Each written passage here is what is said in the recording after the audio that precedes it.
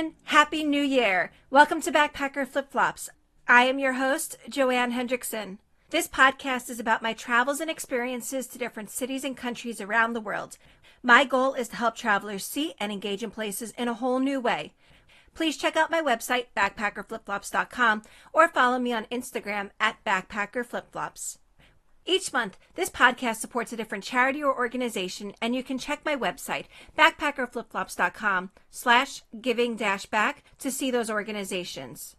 For January 2021, I want to help out in Nashville. As my American audience is aware, on Christmas Day there was a bombing in the city. I will be making a donation to the Nashville Melting Pot Family Fund. The Melting Pot is a restaurant chain that I love, and I've celebrated many special events in my life there. While I personally have not visited their Nashville location, I was so hurt to think about what happened to their site and their staff, who now is going to be without jobs for the foreseeable future.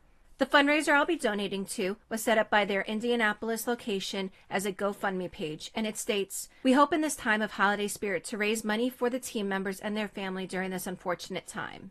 Please take a moment to leave a 5-star review of the podcast. $1 is donated per 5-star review and per comment each month to an organization. So let's together support the individuals in Nashville.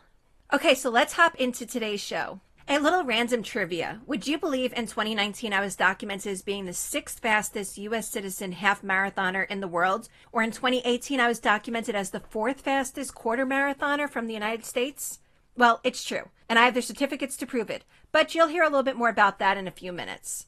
So today I'm going to be sharing with you about one of the coolest New Year's Eve's events in the world, and actually I loved it so much I went to it twice. It is a running race that starts at midnight in Zurich, or actually Schalaren, which is in the canton of Zurich, but not downtown. The event is called New Year's Marathon, but it's more than a marathon. There's a kids race earlier in the night, and then it's a looped course, so 1 loop is a quarter marathon, 2 loops is a half marathon, and 4 loops is the full marathon. The race was started in 2005. And as a little side note, so aside from the United States, I've celebrated New Year's in Switzerland more than any other place in the world. My first experience was more than a decade ago, going into the downtown to see the fireworks display, and that's a story for another podcast. And then I spent 2 years doing this race. So I ran into the new year in 2018 and 2019, first doing the 1 quarter marathon and the second time doing the 1 half marathon.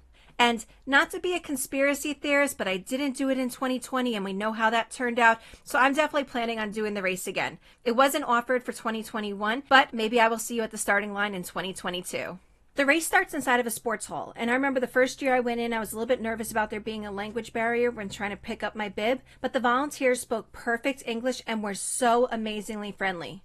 In addition to getting a shirt and a bib, I also had purchased a souvenir bottle of sparkling wine both years. And I'll admit I've drinking both of those bottles since, but I still have the empty bottles from both years in my house. The bib includes a picture of your country's flag. This makes it very easy to strike a conversation with others, as you may know who or maybe not doesn't speak your language easily. I remember I was waiting in line to use the restroom, and the woman in front of me saw my American flag on my bib, and she was so excited to talk to someone from the United States. And I was thinking how cool it was to be talking to her. I mean, here we were both 2 foreigners out over in Switzerland, dressed in headlamps and getting ready to run in the new year together. The race starts inside of the sports hall. There's an area to purchase food, but otherwise there's just a ton of runners in the bleachers relaxing. There's some 80s, 90s music, music that you know, but you don't hear too often. Most of the people were leaving their things on the bleachers, which for me as a New Yorker, I can't think of anything scarier than just leaving my stuff unattended. But this is Switzerland, and also I have found runners to be some of the greatest people ever. I saw people leaving their wallets and their cell phones there, so I figured my change of clothing was probably safe. And sure enough, both years, when I finished my race, my stuff was still there. The facility has restrooms and showers, but one thing I did see was people changing right on the bleachers, and this was a total shock to me. I'm very modest, and as American, I feel like we tend to be a bit more modest with our bodies, but not a single person there was batting their eye. It was normal there. And sure enough, when I ran the Berlin Marathon in 2019, I saw the same thing. As the clock starts approaching midnight, people start lining up. And finally, we're down to 1 minute till the new year. The countdown starts in Swiss German over a loudspeaker, but you hear people all around you calling down the numbers in their own native language. And then the clock strikes midnight and people start running out of the building. Everyone has their headlamps on and there's a ton of cheering and excitement those first few minutes of the new year. And about 2 minutes into the new year, I finally found myself at the starting line, running through a gym, through a hallway, which was decorated with different flags from around the world, and then right outside to where there was fireworks going off everywhere, and there were people cheering. You run through a parking lot and eventually end up on a dirt road along a river. And it's mostly quiet minus the footsteps and the fireworks. Now the fireworks are incredible. The sky is dark minus when the fireworks are illuminating the sky. Small celebrations and large celebrations. There's fireworks right outside of the exit to the building. They're high in the sky. They're in the distance. I tried counting all the shows and I've given up after I reached about 35. And then there's everyone's headlamps as they're running, bumping around, creating the most magical view unlike any other race I've ever done. And around you, you hear little pairs of people talking in their native languages, or you might catch some music on somebody's headphones that's a song that's different than what you're familiar with. It's such a surreal experience. Now, I've done huge fireworks displays to ring in the new year all around the world, but because that's one show, you only see that one show. Being outside the city, all you saw was fireworks going off in all different times in all different directions. We were running past people's backyards, and there were people outside on their yards cheering us on and screaming and celebrating alongside us. It made this otherwise secluded course feel very personal, and it broke up the sound of fireworks and the steps banging in the night. The course is mostly on a dirt path along a river, but there are some bridges that you'll run across. Aid stations are spaced out sporadically, and they provide warm drinks. After all, this is a race that's taking place in the winter in Switzerland. Occasionally, you'll run past burning torches, and I've never seen anything like that in other races, and I'm pretty sure a lot of places would consider that a huge liability and would not even attempt it. The first half of the course, you feel like you're running towards so many of these fireworks that you're seeing in the distance, and it's such a magical experience.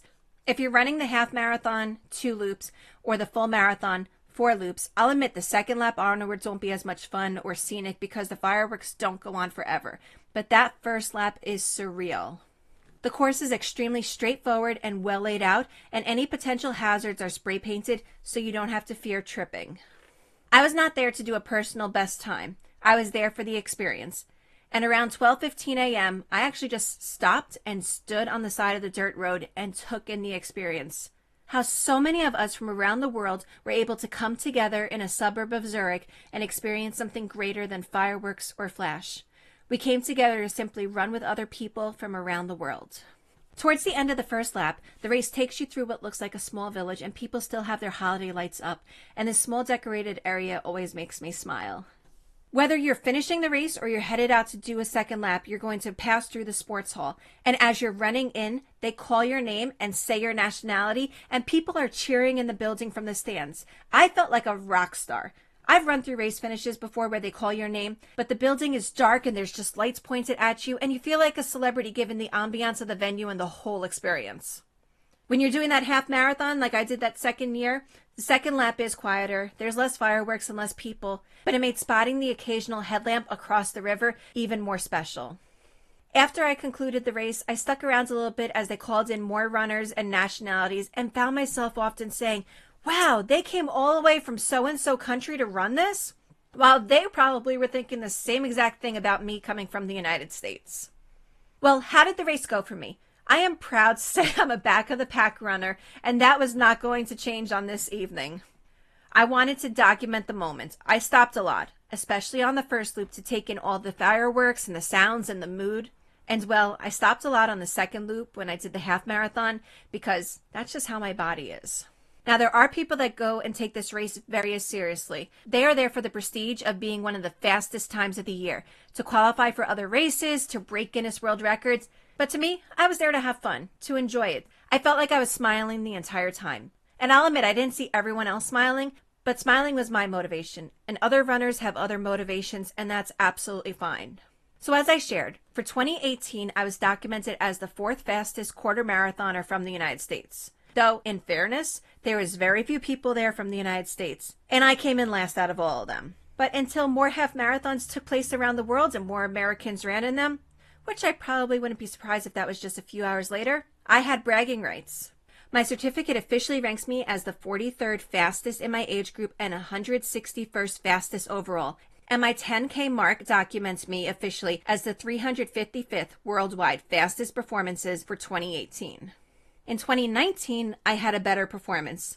While this time I was documented as being the 6th fastest U.S. citizen half marathoner in the world, in my age group I was now 40th, and my half marathon performance ranked me as the 197th worldwide fastest performance for 2019. I will never be a fast runner. In fact, I've done over 80 races and only managed to place 3rd in my age group in one race. But you gotta admit, these bragging rights make the novelty of this race even more awesome. And honestly, everything is fun about this race. It's a safe way to do something abroad and be around a large, caring, international audience filled with friendly people. I've done large city gatherings and I've done the bar scene and much in between, but runners are special people. And people interested in global experiences are special people. And this race is one of the most awe-inspiring events I have ever been blessed to participate in. Over on Instagram, I got a few questions about this race, and I'm going to take a couple minutes to answer them. First question was, if you're a runner, should you do this race? Well, do you want a great personal record? If so, maybe, maybe not. Do you want bragging rights? Absolutely. Are you looking for an easy and flat course? Definitely look into this one. How about if you're not a runner, should you do this race? Well, there's a 5-hour time limit. If you walk the entire thing, you could absolutely fit in the quarter or the half marathon in time. Is it scary to run in the dark? Yes and no. Surprisingly, the headlamp is a lot of light. And because of the fireworks, I can't imagine doing this race any other way. Where do you recommend staying? The race start is very accessible on public transportation. When I did the quarter marathon, I stayed in the city center, which was a quick and easy, about 20-minute train ride away, and the trains were running pretty frequently. When I did the half marathon, I knew I was going to be finishing later, my body was going to be tired, and the trains wouldn't be running as much, so I opted to stay in the same town as the race, at Hotel Tivoli, which provides small and affordable rooms and has such friendly staff. How was the weather in Switzerland in winter? I loved it. When I was first doing this race, I bought a pair of spikes to add to my sneakers, expecting there to be ice, but that was not necessary. If anything, the path was a little bit muddy, but I would take mud over ice any day. How is it running at midnight? I was awake, like very awake. Midnight with a 6-hour time difference coming from New York was so perfect with how my body best acts. It felt like I was running about like 6 p.m. to 9 p.m. at night, which is when I'm actually most awake. If you're not an evening person though, I'd probably recommend to fly in a bit early and adjust your sleeping schedule. One thing I did find out to be a challenge though was figuring out a food plan.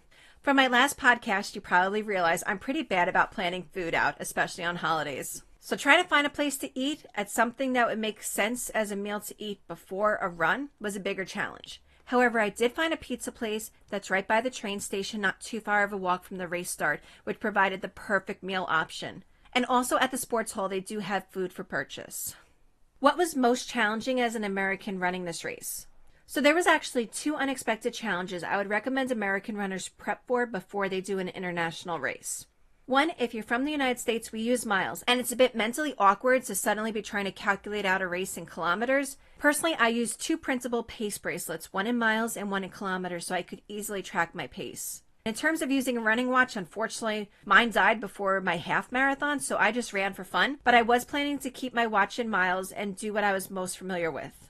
The other challenge was that the music program I had downloaded onto my phone, I didn't realize actually didn't work in Switzerland. So it left me scrambling to find other music to play before just deciding to run the course and use the fireworks as my sound. And then the last question I got, what did I do the day of the race?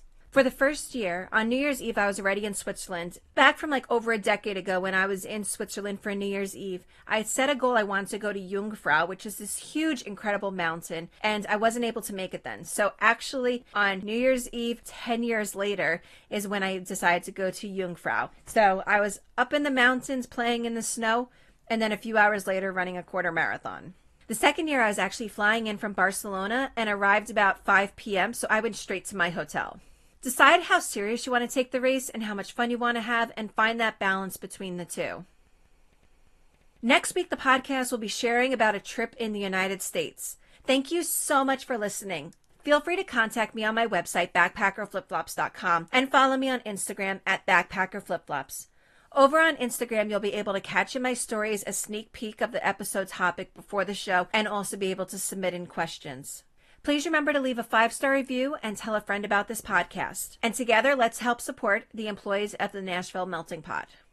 Thank you so much for listening. Till next time, ciao, adios, auf Wiedersehen, bye. Bye.